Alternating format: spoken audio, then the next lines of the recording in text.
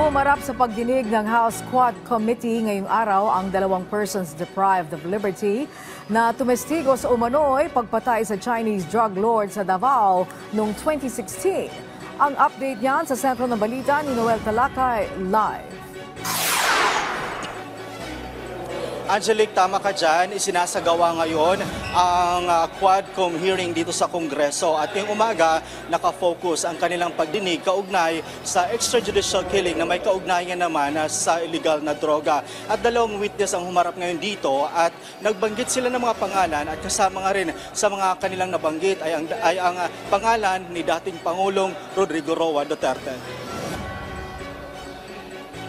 Dalawang mga persons deprived with liberty o PDLs ng Davao Penal Farm ang nagbigay ng kanilang mga salaysay kaugnay sa kanilang partisipasyon sa pagpatay sa tatlong Chinese national noong August 13, 2016.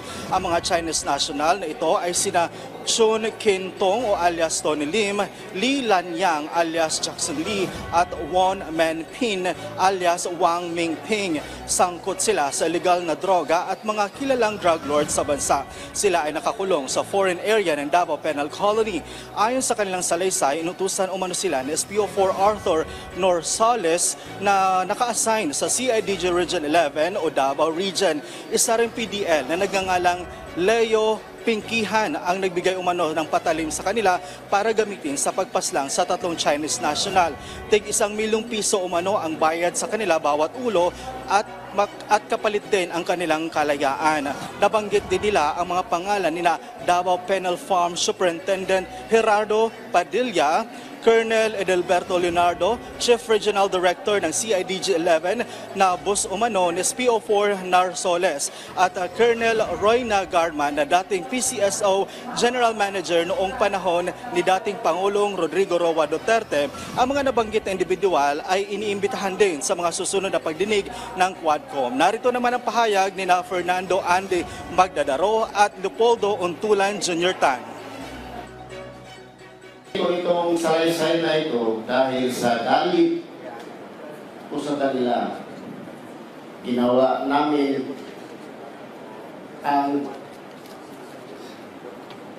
pinatrabaho nila pero hindi tinupad ang kalayaan na pinangako nila sa amin.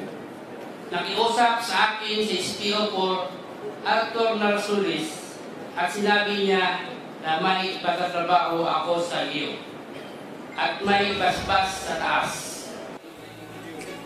Angelique, yung paglabas ng dalawang witness na ito ay para patunayan na mayroon talaga nangyaring extrajudicial killing. Ayon nga kay Batangas 2nd District Representative Garvel Luistro, kung mapatunayan niya ito ay totoong nangyayari ang extrajudicial killing noong nakarang administrasyon. Angelique?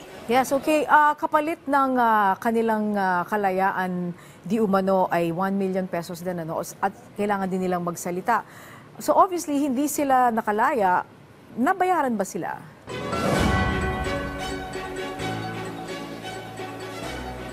Yun, Angelica, parang sinasabi nga nila na kulang ang binayad sa kanila dahil tatlong Chinese national ito. Pero ang binigay lamang daw ay 2 milyon.